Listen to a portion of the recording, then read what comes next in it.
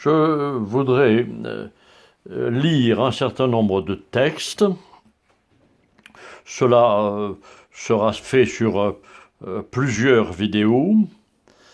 Ces textes sont tous extraits d'une revue, la revue Simoun, qui a été publiée en Algérie, un numéro spécial, après la mort de Camus. J'ai longtemps cherché un exemplaire de cette revue que j'ai fini par trouver et que j'ai d'ailleurs publié sur ma page Facebook Les Amis d'Albert Camus. Il y a dans ce numéro spécial une quinzaine de textes émanant d'écrivains algériens d'expression française et qui tous disent ce qu'ils doivent à Camus et ce qu'ils pensent de Camus tout de suite après son décès en 1960. Alors je lirai quelques textes sur chaque vidéo de façon à couvrir à peu près la totalité de la revue. Et je vais commencer aujourd'hui par 3 textes. Un texte d'Emmanuel Robles, intitulé « Visage » d'Albert Camus,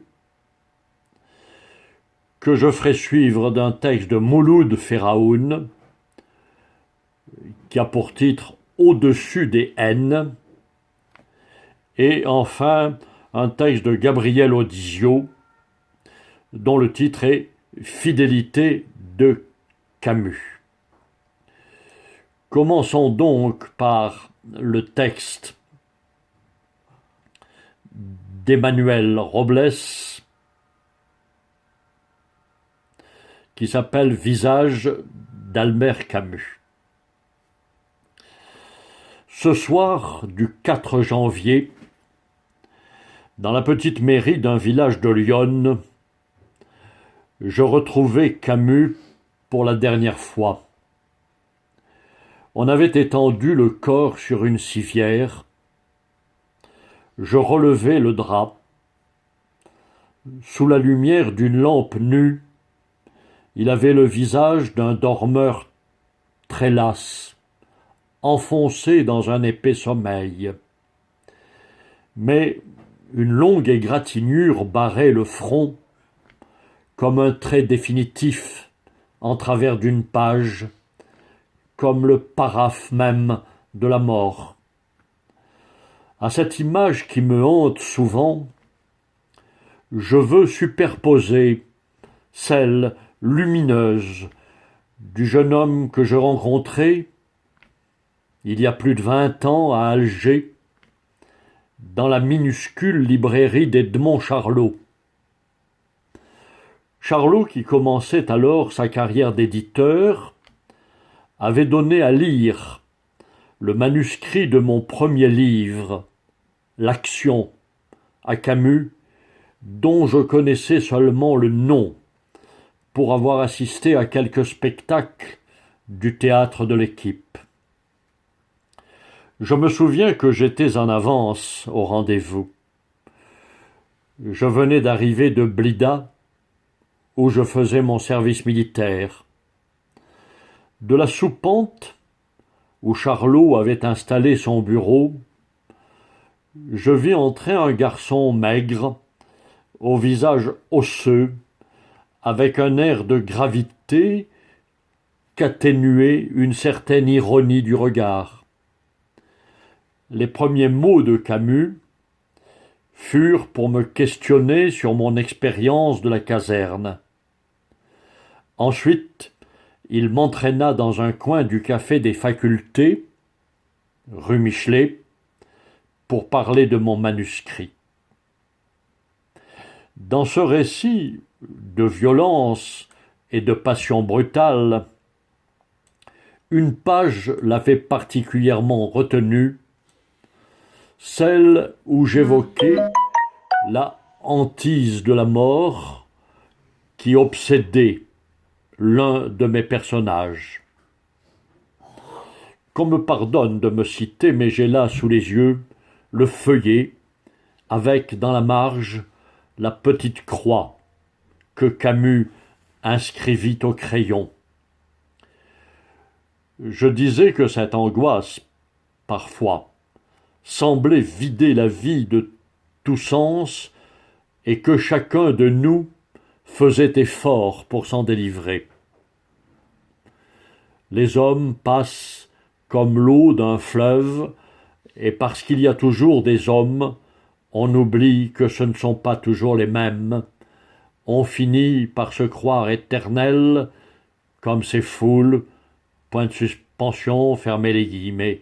Et je disais aussi cette révolte de l'âme devant les signes quotidiens de notre irrémédiable défaite. Je sais, pas une de ces phrases n'offrait d'originalité profonde. Cependant, elles orientèrent la première conversation sérieuse que j'eus avec Camus.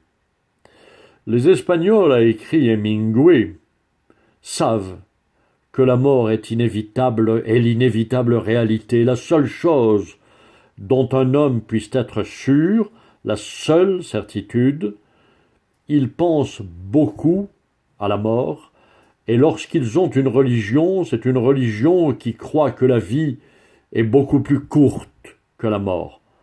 Ayant ce sentiment, ils apportent à la mort un intérêt intelligent. Ce sang d'Espagne que nous avions tous deux, lui par son ascendance maternelle, nous éveillait en effet à cet intérêt qui pour Camus s'alliait à une brûlante ardeur à vivre, comme un profond respect de la vie. De ce désespoir, au sens précis du mot qu'il faut ici délivrer de toute signification affective, procédait une bonne part de sa hâte à conquérir le bonheur, à jouir de l'heure présente, de même que ce désir qui l'obsédait de savourer ces quelques joies terrestres sans jamais se séparer de la communauté des hommes. Je peux éclairer ce propos par une déclaration qu'il me livra à la fin d'une interview pour Radio Algérie. Il était venu passer la journée à Bouzarea, dans une maison que j'habitais alors sur la crête et d'où la vue plongeait sur les collines chargées de verdure, sur la mer cuirassée d'argent et le cap Matifou qui tremblait au loin dans les brumes. Toute la matinée, devant la fenêtre, il avait travaillé à une scène des Justes, la première du 4e acte, celle où Kaliaïev s'entretient avec le bourreau. Ensuite, tandis qu'il me donnait à lire ses feuillets, qui ne portaient presque pas de rature, il répondit par écrit, selon son habitude, aux questions que j'avais préparées. À la fin, et parce qu'il avait dit son plaisir de retrouver Alger, c'est la ville du bonheur. Peut-être ne le savais-je pas, au temps où j'y vivais. Maintenant, je le sais. Je dis que j'aimais ce mot de bonheur dans sa bouche. Tant de gens ne savaient lire dans son œuvre que le mot de désespoir. Il reprit alors son stylo, et de son écriture devenue plus serrée, plus nerveuse, il ajouta « On n'y lit que lui, quand on ne cherche que lui. Il est vrai que les hommes de ma génération ont vu trop de choses pour imaginer que le bonheur aujourd'hui puisse garder un air de bibliothèque rose. Ils savent qu'il existe aussi des prisons et des matins d'exécution. Ils savent que l'innocence est parfois assassinée et qu'il arrive que le mensonge triomphe. Mais ceci n'est pas le désespoir, ceci est la lucidité. Le vrai désespoir, lui, est aveugle. Le vrai désespoir est celui qui consent à la haine, à la violence et au meurtre. À ce désespoir-là, je n'ai jamais consenti. Ce fut là le sens exact de son appel de janvier 1956 en faveur d'une trêve civile. Le texte de cette conférence a été publié dans Actuel 3 et on y trouve clairement exprimé la hantise de Camus de voir l'Algérie mourir empoisonnée par la haine et l'injustice. Visage tendu de Camus lors de cette réunion houleuse à Alger, au Cercle du Progrès. On nous avait refusé la salle des fêtes de la mairie. Il m'avait demandé de présider la séance et je me trouvais près de lui, pris aussi dans la clarté de la petite lampe verte. Il lisait d'une voix ferme, aux intonations parfois un peu rauques, tandis que de la place du gouvernement, noire de monde, montaient les vociférations, les menaces et les insultes d'un groupe d'étudiants d'extrême droite qui protestaient avec violence contre une manifestation dont ils ne savaient rien. Je dirai plus tard l'importance qu'eurent pour Camus ces quelques dures journées de janvier 1956 à Alger, ses rencontres et ses découvertes, et de quel poids elles pesèrent sur les 4 années exactement comptées qu'il avait encore à vivre. Mais j'aimerais terminer à présent sur une image claire. Lorsqu'il venait à Alger, il y faisait seul de longues promenades. Dans l'été, le petit guide pour des villes sans passé recommande aux voyageurs d'aller boire l'anisette sous les voûtes du port, de manger le matin à la pêcherie du poisson fraîchement récolté et grillé sur des fourneaux à charbon, d'aller écouter de la musique arabe dans un petit café de la Lyre, de flâner sur la place du gouvernement, de déjeuner au restaurant Padovani, de visiter les cimetières arabes pour y rencontrer la paix et la beauté, d'aller fumer une cigarette rue des Bouchers dans la Casbah. Toute cette page cite les itinéraires et les coins préférés de Camus dans la ville qu'il aimait le plus au monde. Un jour, le hasard me le fit rencontrer dans une des ruelles derrière le palais d'hiver. Chez un brocanteur, il avait trouvé un flacon bleu, à long col, à reflets irisés, d'une grâce toute pompéienne. Précautionneusement, il le retira de la poche de son trench-coat et sans dire un mot me le montra en souriant. Il m'arrive, lorsque j'évoque Camus, comme en cette triste veillée de janvier 1960 à Villebeulvin, de retrouver l'instant où, dans le décor de la vieille ville arabe, il m'apparut, en haut d'une étroite rue, à escalier. Je le revois, l'air émerveillé, avec cette bulle de verre, couleur de mer, fragile et précieuse entre ses mains. Emmanuel Robles.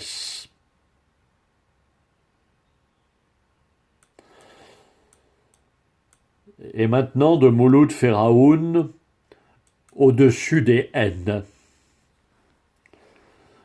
Je suis entré en relation épistolaire avec Albert Camus en 1951, après la parution de mon premier livre. Il m'écrivait notamment que nous devrions parvenir les uns et les autres à nous placer au-dessus des haines stupides qui déshonorent notre pays et empoisonnent notre vie à tous. En 1957, après le prix Nobel, alors que toute son angoisse était tournée vers l'Algérie, les manifestations de sympathie qui le touchèrent le plus étaient celles des Algériens. Et ce qui l'attrista le plus, c'était la séparation qu'il ne voulait pas appeler rupture. Si, par-dessus les injustices et les crimes, une communauté franco-arabe a existé, c'est bien celle que nous avons formée, nous autres écrivains algériens, dans l'égalité la plus parfaite. Pour ma part, je ne suis pas encore résigné à cette séparation. Il y aura bientôt 2 ans, pendant les vacances de Pâques, j'eus l'agréable surprise de le recevoir à Alger. Il est resté une demi-journée chez moi. Il a visité mes classes et pris des photos avec mes enfants dans le petit jardin de l'école. Puis, il a fallu voir le bidonville voisin et parler de la guerre d'Algérie. Comment ne pas en parler? Comment en parler lorsque 2 de nos frères se livrent à un combat sans merci, m'a-t-il dit. Ces folies criminelles que d'exciter l'un ou l'autre, entre la sagesse réduite au mutisme et la folie qui s'égosille, je préfère les vertus du silence. Oui, quand la parole parvient à disposer sans remords de l'existence d'autrui, se taire n'est pas une attitude négative. Et quelques mois encore plus tard, il m'écrivait de Paris. Je me suis pris à espérer dans un avenir plus vrai. Je veux dire un avenir où nous ne serons séparés ni par l'injustice, ni par la justice. Quand j'ai appris sa mort, j'ai mesuré à quel point on pouvait être impuissant devant certains malheurs. J'ai relu quelques-unes de ses lettres, puis j'ai refermé mon album Mouloud Feraoun.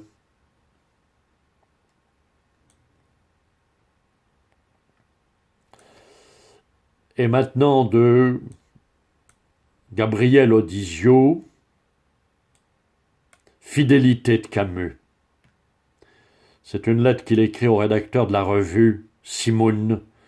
Mon cher Guirao, il y a 7 ans, vous me demandiez de présenter au lecteur de Simoun les 2 cahiers que vous alliez consacrer aux écrivains algériens.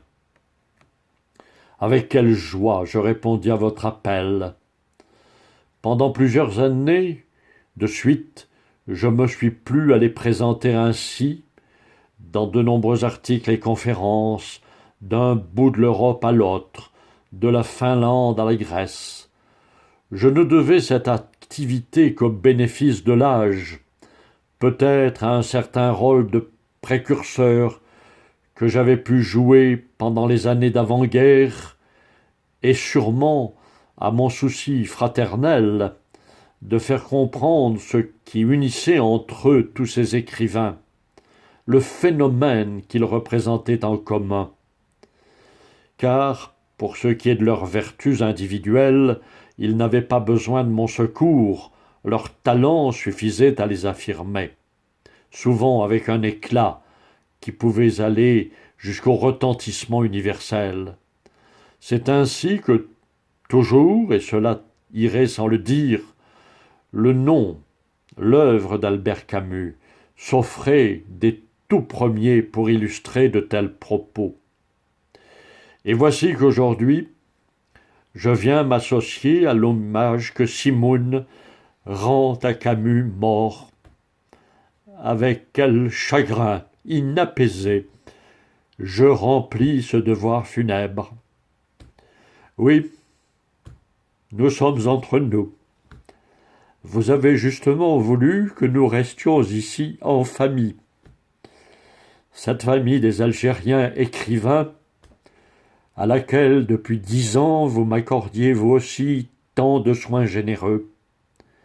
Il est certain que nous allons ainsi dans le sens d'une vérité fondamentale de celui qui a écrit « J'ai, avec l'Algérie, une longue liaison qui sans doute n'en finira jamais. » En ouvrant ce cahier aux Algériens écrivains qui survivent à Camus, à ses amis, vous attestez que la liaison n'est pas finie, en effet, et qu'elle durera au-delà de la mort, dans le cœur et dans l'esprit des générations algériennes qui se forment aujourd'hui dans le malheur et dans le sang.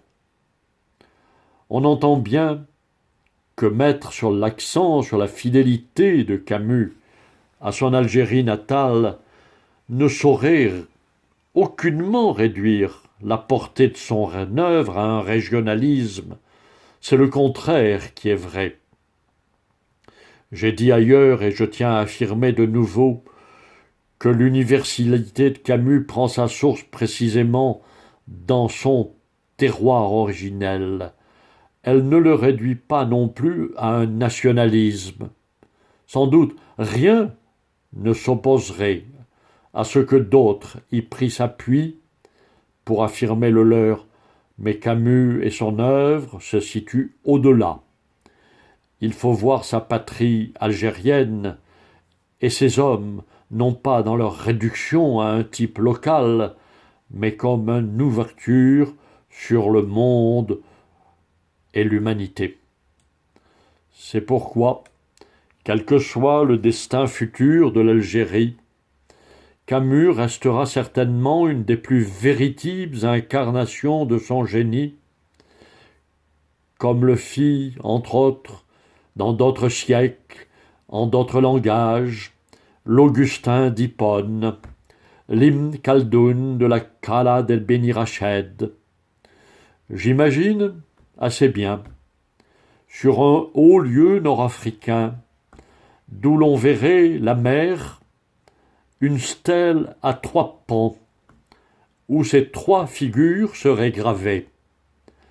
Là, des gens du pays, des fidèles de toute origine et de toute foi, pourraient se rassembler, certes avec respect, mais non pas morose, transportant la parole qui retentit dans l'été.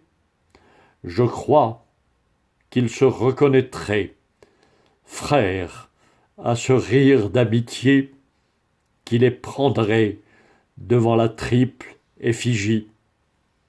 Gabriel Audisio.